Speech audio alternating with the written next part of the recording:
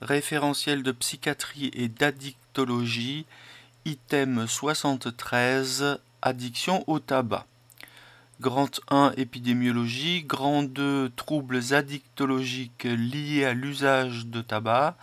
Grand 3, les complications des troubles addictologiques liés à l'usage de tabac. Grand 4, les notions de physiopathologie. Grand 5, prévention et prise en charge addictologique. Les objectifs pédagogiques: repérer, diagnostiquer, évaluer le retentissement d'une addiction au tabac, indications et principes du sevrage thérapeutique, et argumenter l'attitude thérapeutique et planifier le suivi du patient. Les points clés. L'âge moyen lors de la première cigarette est d'environ 14 ans. 80% des décès par cancer bronchopulmonaire sont liés à l'intoxication tabagique. La nicotine est le principal agent responsable de la dépendance. La nicotine n'est pas considérée comme cancérigène. Les moyens de prise en charge existants sont les psychothérapies, les substituts nicotiniques, la varenicline et le bupropion.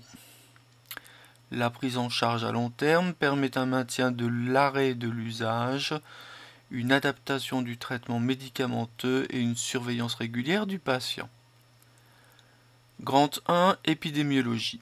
En 2014, parmi les 18-75 ans, 86% des hommes et 76% des femmes déclarent avoir fumé au moins une cigarette au cours de leur vie. L'âge moyen lors de la première cigarette est stable, aux alentours de 14 ans.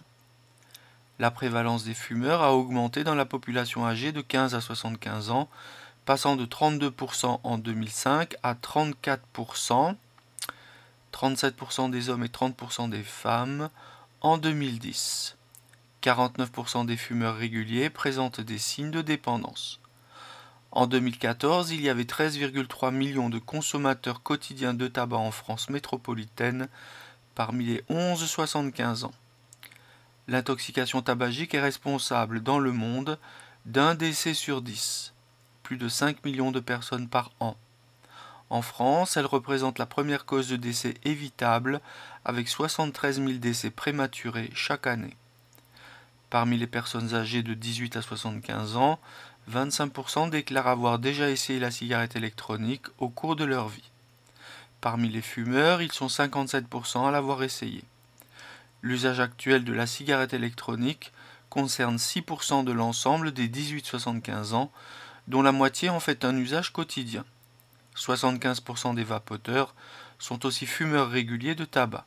8% sont des fumeurs occasionnels, 16% des ex-fumeurs, tandis que 1,5% d'entre eux n'ont jamais fumé.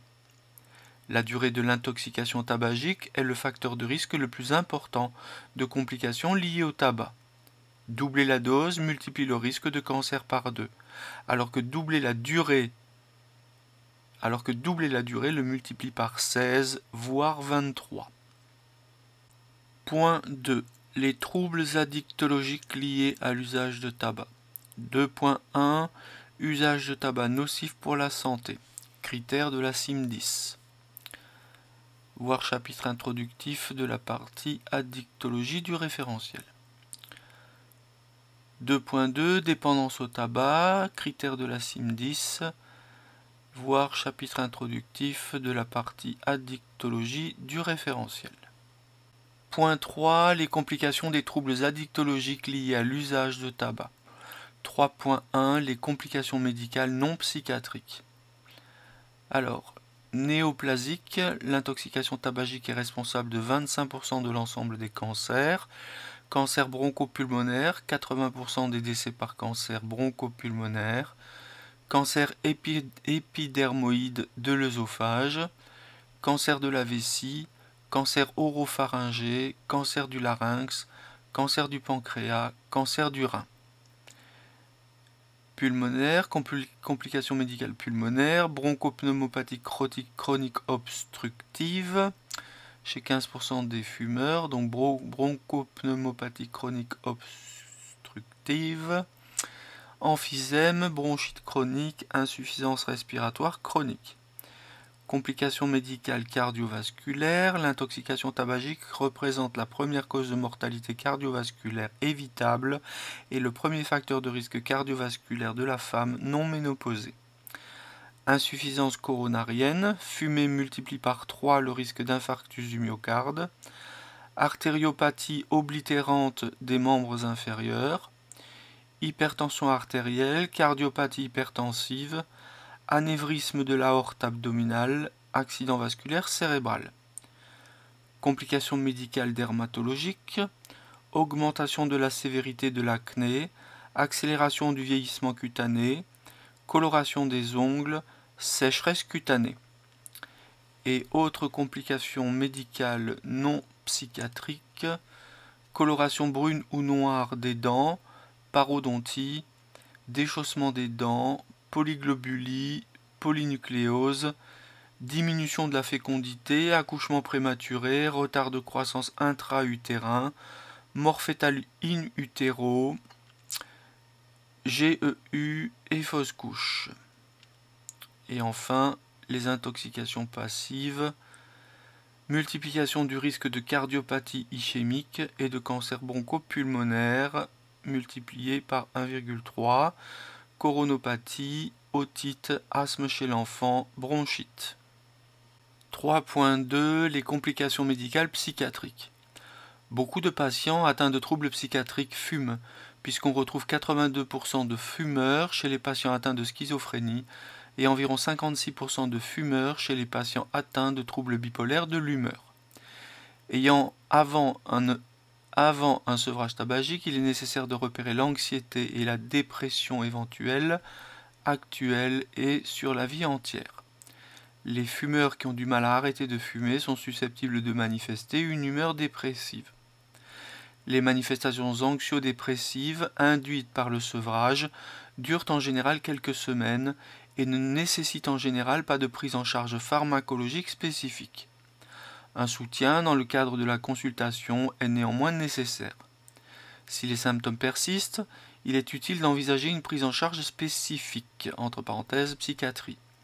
Mais en général, à distance du sevrage tabagique, les anciens fumeurs rapportent une amélioration notable des symptômes anxieux et dépressifs, du niveau de stress ainsi que de leur qualité de vie.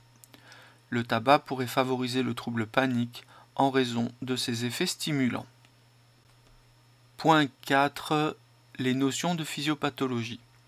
Une cigarette contient environ 7000 composés dont 69 carcinogènes. La nicotine n'est pas considérée comme cancérigène. La nicotine est le principal agent responsable de la dépendance. Lorsque le patient fume, il existe un pic rapide de la concentration plasmatique de nicotine, vraisemblablement responsable de l'effet particulièrement addictogène de la cigarette. Les goudrons, agents cancérigènes, sont responsables de modifications des cellules épithéliales. Ces cellules peuvent être remplacées peu à peu par des cellules saines après un arrêt précoce du tabac. Le monoxyde de carbone est une cause de troubles cardiovasculaires. Les radicaux libres de la fumée stimulent la dégradation de la paroi alvéolaire et inhibent les enzymes responsables de sa protection. Les signes de sevrage apparaissent rapidement après arrêt brutal ou diminution significative de la quantité fumée. 2 humeur dépressive, irritabilité, frustration, colère, insomnie, anxiété, difficulté de concentration, augmentation de l'appétit, prise de poids. Point 5. Prévention et prise en charge addictologique. 5.1 Stratégie de prévention. Tous les professionnels de santé devraient s'impliquer dans la prévention de l'intoxication tabagique, dès l'âge scolaire, et dans l'aide à l'arrêt du tabac.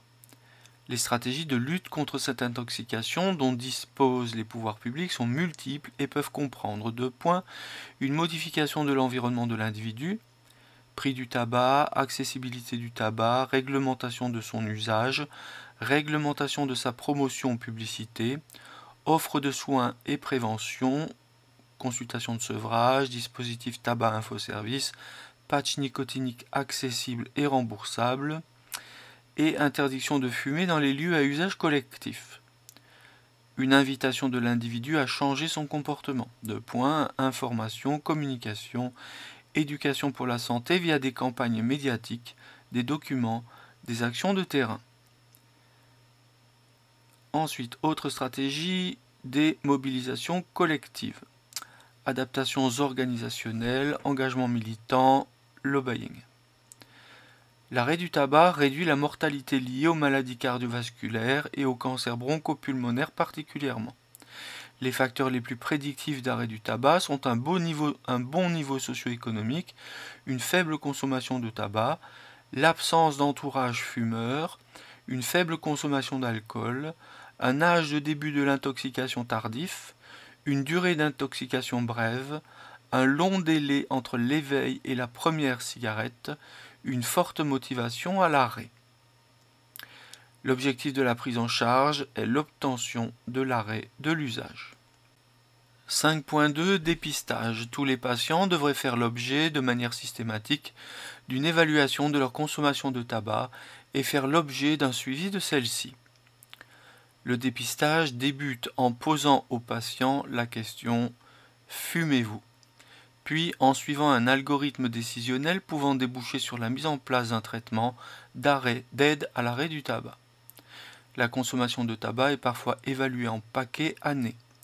Nombre de paquets par jour multiplié par le nombre d'années d'intoxication tabagique. Cependant, cet index est mauvais. En effet, la durée d'exposition représente un risque beaucoup plus élevé que le nombre de cigarettes consommées par jour. Si le patient souhaite arrêter, il devra bénéficier d'un temps d'évaluation des croyances et des attentes qu'il a vis-à-vis de ses consommations de tabac et de son arrêt. Il devra également bénéficier d'une évaluation de sa dépendance. 5.3 Les modalités de sevrage. 5.3.1 Évaluation de la dépendance. Le test de Fagerström en 6 questions sera utilisé même si la qualité psychométrique de cet outil est mauvaise. Les questions numéro 1 et numéro 4 du test de Fagerström sont les plus utiles pour caractériser l'intoxication tabagique. Ces 2 questions composent le questionnaire HSI, Heaviness of Smoking Index. Le recours aux marqueurs biologiques, taux de monoxyde de carbone, CO, dans l'air expiré, taux urinaire et plasmatique de cotinine, n'est pas indispensable. Cependant, la mesure du taux de CO dans l'air expiré reflète la consommation tabagique des heures précédentes. Cette mesure est simple à effectuer. Elle peut être utilisée pour vérifier l'arrêt de l'usage chez un patient qui utilise des substituts nicotiniques et pour motiver les patients fumeurs à s'arrêter ou pour renforcer l'arrêt de l'usage. Chez les patients dépendants, il est recommandé de proposer un traitement médicamenteux qui soulagera les symptômes de sevrage, réduira le craving et préviendra les risques de reprise de l'usage de tabac. À cette évaluation de la dépendance, il faut associer l'évaluation des comorbidités psychiatriques ainsi que l'évaluation des co-addictions. Pour le test de Fagerström, je laisse le lecteur prendre le soin de prendre connaissance du questionnaire de ce test. 5.3.2 Les traitements pharmacologiques. 5.3.2.1 Les substituts nicotiniques. Les traitements de substitution nicotinique, TSN, permettent un apport quotidien de nicotine sous une forme différente du tabac, en évitant la toxicité des cigarettes. Ils ne sont pleinement efficaces que s'ils sont prescrits suffisamment longtemps, à un dosage adapté aux patients, et que les modes d'utilisation et les effets indésirables éventuels sont bien expliqués aux patients. Ils existent,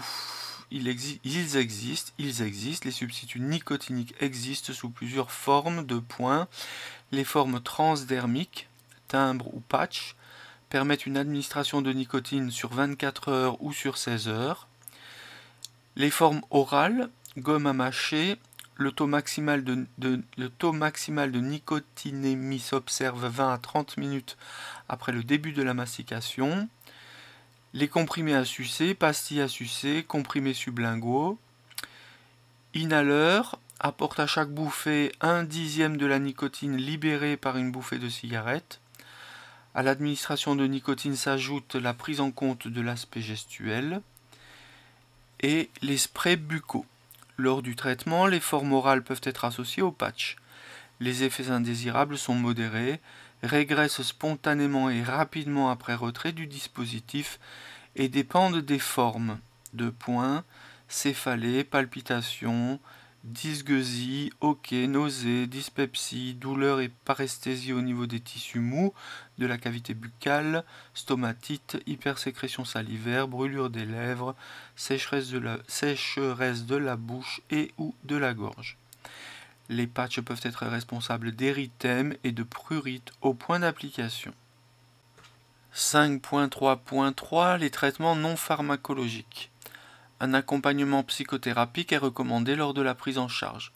Le patient peut bénéficier de d'entretien motivationnel afin de susciter ou de renforcer la motivation au changement, d'une psychothérapie de soutien, d'une thérapie cognitivo-comportementale, TCC, d'un accompagnement téléphonique, ligne tabac info-service, mise en place par le ministère chargé de la Santé et de l'INPES. Il est recommandé d'aider le patient à anticiper les risques de reprise de l'usage de tabac en repérant toute pensée pouvant conduire à la prise d'une cigarette et les situations incitant habituellement le patient à fumer. 5.3.4 Les cigarettes électroniques. Les cigarettes électroniques diffusent de la nicotine dans les voies respiratoires. Les concentrations des préparations varient de 0 à moins de 20 mg par millilitre. Il s'agit de dispositifs à batterie qui dispensent un mélange de propylène glycol, de nicotine, d'eau, d'arôme et de glycérol, glycérine végétale, propulsés sous forme de vapeur et inhalés par l'utilisateur. À ce jour, aucun effet indésirable ou cas d'intoxication en lien avec la présence des solvants dans les cigarettes électroniques n'a été rapporté. De nombreuses études chez l'animal suggèrent que le propylène glycol n'est pas toxique par inhalation, mais pourrait induire des réactions allergiques chez certaines personnes. Les cigarettes électroniques ou solutions de recharge sont considérées comme des produits de consommation courante. À ce titre, elles doivent répondre à l'obligation générale de sécurité conformément aux dispositions du Code de la consommation. Aucune cigarette électronique ne dispose d'une AMM en tant que médicament, aucun fabricant n'ayant déposé de demande en ce sens. Par ailleurs, les cigarettes électroniques, avec ou sans nicotine, ne peuvent être vendues en pharmacie car elles ne sont pas inscrites sur la liste des marchandises dont les pharmaciens peuvent faire le commerce. 5.3.5 Prise en charge à long terme. La prise en charge permet une tentative de maintien de l'arrêt de l'usage et une adaptation du traitement médicamenteux, une surveillance de l'état psychique, de la consommation d'autres substances psychoactives. Il est conseillé de proposer un suivi d'au moins 6 mois. En résumé, en France, l'intoxication tabagique active est la première cause de décès évitable avec 73 000 décès prématurés chaque année. La durée de cette intoxication est le facteur de risque le plus important de complications liées au tabac. Tous les professionnels de santé devraient s'impliquer dans la prévention de l'intoxication tabagique dès l'âge scolaire et dans l'aide à l'arrêt du tabac. La nicotine est l'agent responsable de la dépendance. L'objectif de la prise en charge est l'obtention de l'arrêt de l'usage. Le test de Fagerström permet d'évaluer la dépendance. Et enfin, la psychothérapie est l'essentiel de la prise en charge du patient en association au traitement nicotinique de substitution et à la varénicline ou au bupropion. Fin de la lecture de l'item 73, addiction au tabac, du référentiel de psychiatrie et d'addictologie.